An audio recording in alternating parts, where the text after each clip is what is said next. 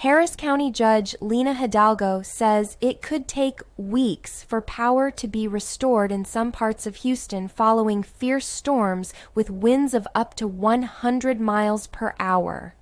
At least 4 people were killed after the storms Thursday swept through Harris County, which includes Houston. The National Weather Service said it confirmed a tornado with peak winds of 110 miles per hour touched down near the northwest Houston suburb of Cypress in Harris County. Harris County Judge Lina Hidalgo said crews were still trying to determine the extent of the damage and the number of casualties. Texas Governor Greg Abbott has pardoned a white ex-Army sergeant convicted of murder for fatally shooting an armed demonstrator in 2020 during nationwide protests against racial injustice. Abbott had previously ordered the board to review Daniel Perry's case and said he would sign a pardon if recommended. Perry received a 25-year prison sentence after his 2023 conviction in the killing of white Air Force veteran Garrett Foster. He was freed from state prison Thursday, shortly after the pardon was issued on the board's recommendation. Abbott's demand for a review of the case followed calls by critics for the governor to intervene after Perry's conviction.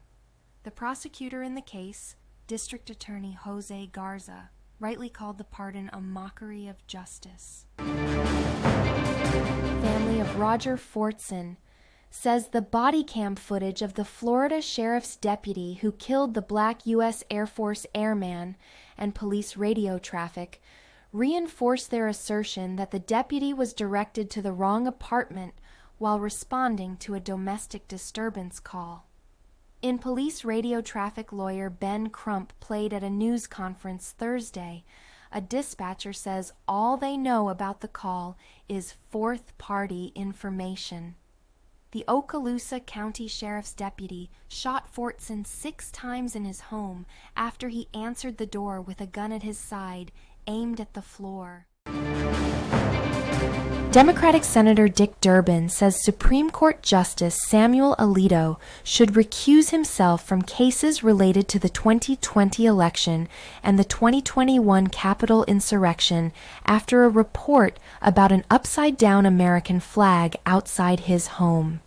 The upside-down flag is a symbol associated with ex-President Donald Trump's lies about election fraud.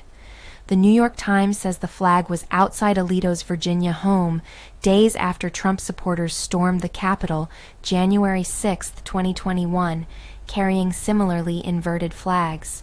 The court is considering attack-related cases, including whether Trump has immunity from prosecution on election interference charges. Alito says his wife placed the flag. Republican Senator Tom Cotton on Friday called the report an attempt to intimidate justices. The Pentagon says that humanitarian aid will soon begin flowing onto the Gaza shore through the new pier that was anchored to the beach overnight and will reach those in need almost immediately. Trucks will drive the aid into the Palestinian enclave, besieged over 7 months of intense fighting in the Israel-Hamas war. The United Nations, however, warns that fuel imports have all but stopped, and this will make it extremely difficult to deliver the aid to the more than 1 million Palestinians in critical need of food and other supplies. House Republicans are delivering a rebuke to President Joe Biden for putting a pause on a shipment of bombs to Israel that could be used in an assault on Rafah. They voted Thursday on a bill that has practically no chance of being enacted, but puts pressure on Democrats as it mandates delivery of the weapons. The Biden administration is seeking to discourage Israel from its offensive on the crowded southern Gaza city of Rafah. This month, it put on hold a weapons shipment of 3,500 bombs. Republicans were outraged at the move and argued it represented the abandonment of the closest U.S. ally in the Middle East. The influential sister of North Korean leader Kim Jong-un has again denied that her country has exported weapons to Russia. Kim Yo-jong labeled outside speculation on North Korea-Russian arms dealings as the most absurd paradox. She said in a statement Friday that North Korea had no intention of exporting its military technical capabilities to any country or opening them to the public. The U.S. and South Korea have accused North Korea of supplying artillery and missiles to Russia for its war in Ukraine in return for advanced military technologies and economic aid. Russia also has dismissed that accusation. This has been Dunkley Now.